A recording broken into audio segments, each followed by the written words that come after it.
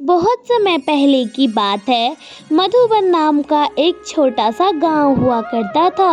वह गांव सारे गांवों से अलग हुआ करता था। सारे घर खपड़ैल के, चारों तरफ हरियाली ही हरियाली थी। उसी गांव में एक छोटा सा, बहुत छोटा सा परिवार रहा करता था। उस परिवार में माता पिता और उनके दो छोटे बच्चे रहा करते थे। वे लोग काफ़ी गरीब हुआ करते थे। पिता का नाम किशन था। किशन हमेशा खेत में जाता था और खेत के सारे काम करके वह दिन में 2 बार खाने के लिए पैसे कमा ही पाता था। उसके अलावा घर में वह पैसे नहीं ला पाता था। दिन की बस 2 रोटी ही कमा पाता था। बहुत मेहनत करने के बाद भी किशन का कोई फायदा नहीं होता था। वह अपने बीवी बच्चों की ज़रूरतों को अच्छे से पूरा नहीं कर पाता था, क्योंकि वह अनपढ़ भी था और सिर्फ खेत में काम किया करता था। लेकिन बेचारा वो भी क्या करे, बस यही उसके लायक एक काम हुआ करता था।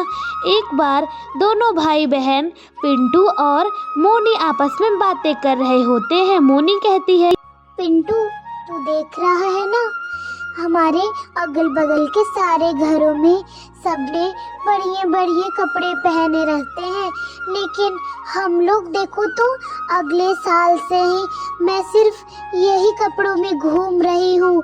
अगर नहाने का टाइम आता है तो मैं इन कपड़ों को रख देती हूँ और तौलिया लपेट के नहाती हूँ। हाँ दीदी, क्या करें, मेरे पास भी तो एक जोड़े ही कपड़े हैं और एक जोड़ा ये पैंट। अब ये भी पैंट फट गई है। अब बताओ, मैं फटा पैंट थोड़े ना पहन के रहूँगा।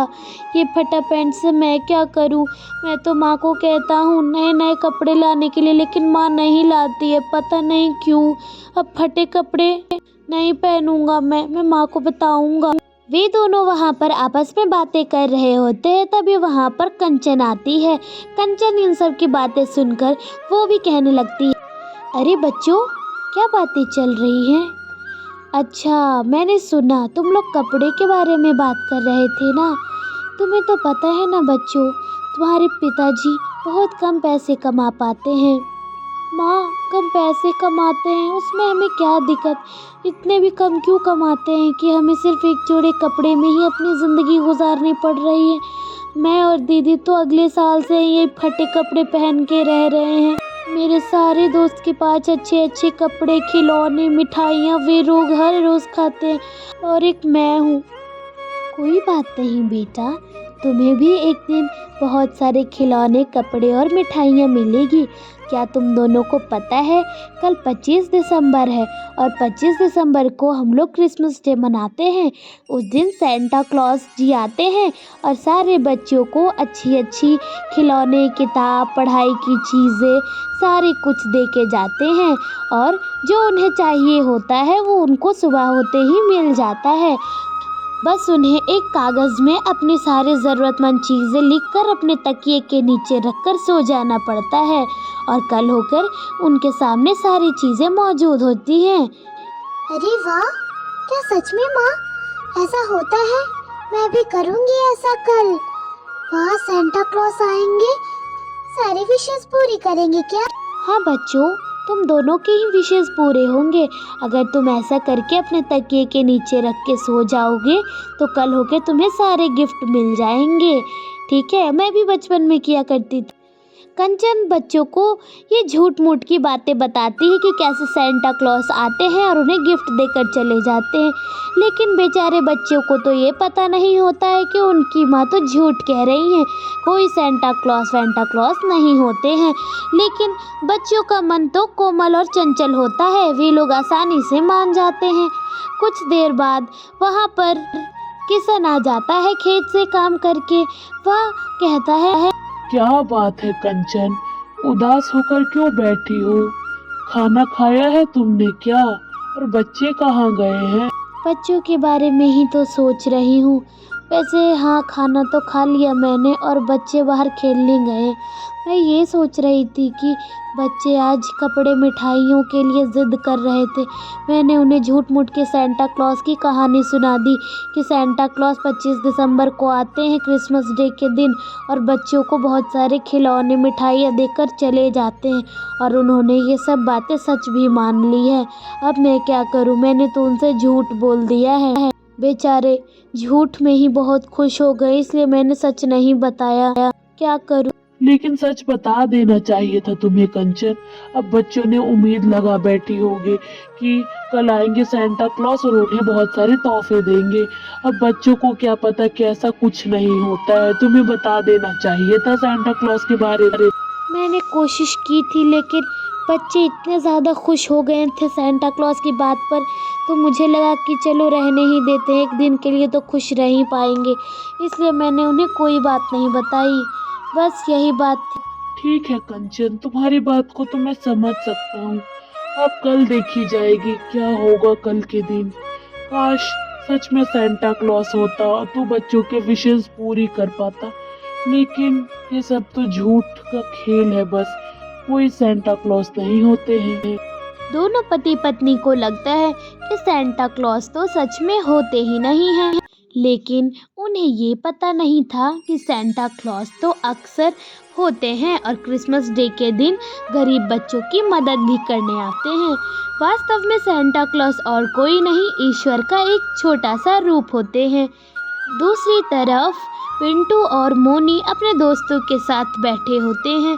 तभी वहाँ से पिंटू कहता है, अरे राजू, तुझे पता है कल सेंटा क्लॉस आएंगे मेरे घर और मुझे नए कपड़े, खिलौने, गाड़ी और मिठाइयाँ देंगे। तुझे पता है दीदी को भी मिलने वाली हैं गुड़ियाँ और अच्छे कपड़े। जा जा तू भी रख देना चिट्ठे, ताकि कल आ जाए सेंटा क्लॉस तुम्हारे घर के भी पास। ऐसा मेरी माँ ने बताया है कि ऐसा करने से आते हैं सेंटा क्लॉस। तुम्हारी माँ तो तुम्हें बुद्धू बना दिया। सेंटा वेंटा कोई नहीं होता। सेंटा क्लॉस मैंने अगले साल भी सुना था। मेरे पापा भी कहा करते थे कि सेंटा क्लॉस होता है, लेकिन मैंने भी सोचा कि चलो ये करके देखते हैं, अपने तकिए के नीचे एक कागज़ का टुकड़ा रख के। लेकिन कल होकर तो मैंने देखा कि कोई उपहार नहीं था, इसलिए सेंटा वेंटा कोई नहीं होते। तुम्हारी माँ ने तो तुमसे झूठ कहा है, झूठ, ना ही कोई सेंटा वेंटा। हाँ, कोई सेंटा वेंटा नहीं होता। सेंटा वेंटा तो सपने की बात है। ये तो बस कहानियों में होता है कि सेंटा क्लॉस लंबी लंबी उजली दाढ़ी वाला होता है और वह अपने हिरन के साथ आता है। लेकिन ये सब बात तो कहानियों में ही अच्छी लगती है। चुप करो तुम लोग, ऐसा कुछ नहीं है। मेरी माँ कभी झूठ नहीं बोलती है। सेंटा क्लॉस आएंगे और हम दोनों को तोहफा देंगे।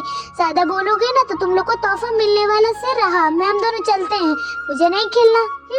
पिंटू और मोनी सेंटा क्लॉस की ना आने की बात सुनकर दोनों बहुत नाराज़ हो जाते हैं और वहाँ से घर को आ जाते हैं। घर में उनकी माँ बैठी होती है।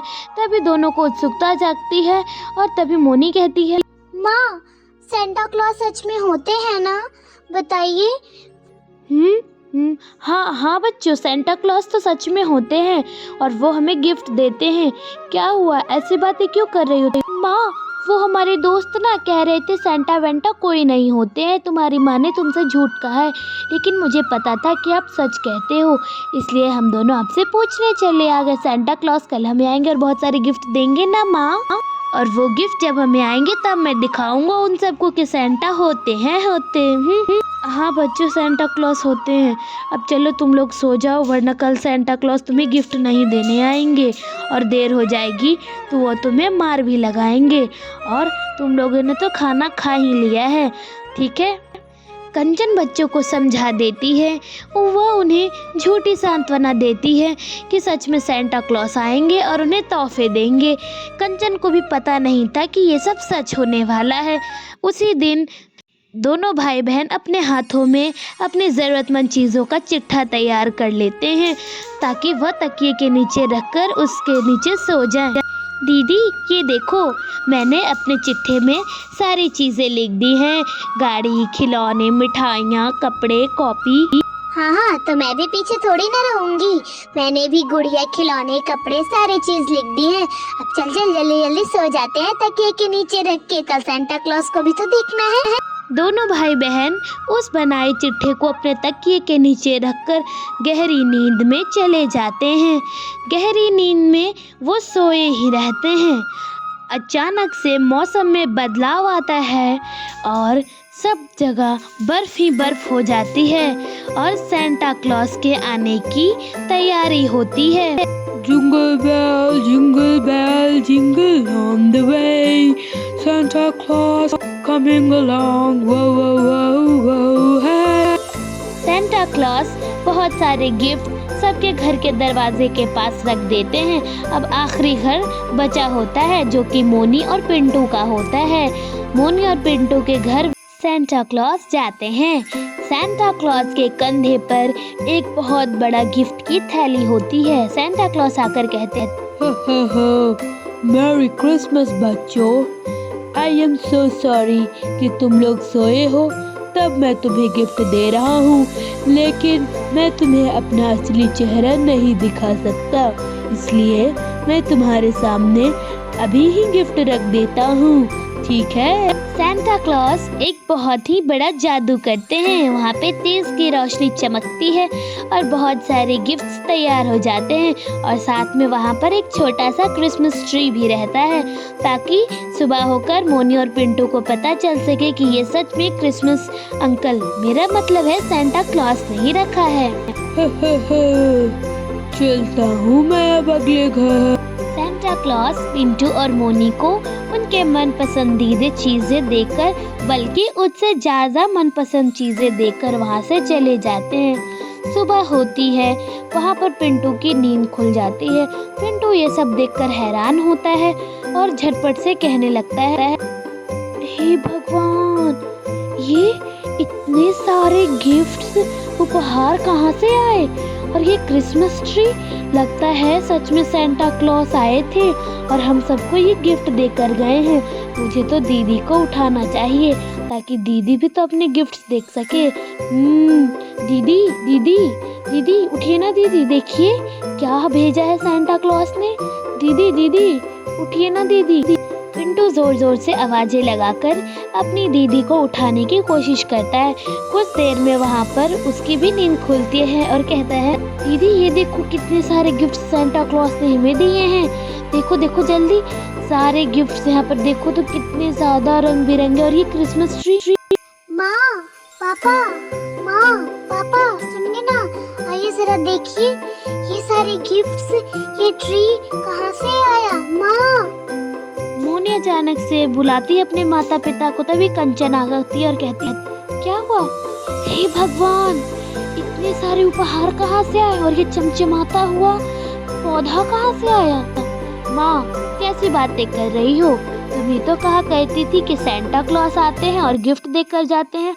वही सेंटा क्लॉज ने आया और हम लोगों को गिफ्ट देकर चले गए उन्होंने। बच्चों, मैंने तो तुम लोगों से झूठ कहा था।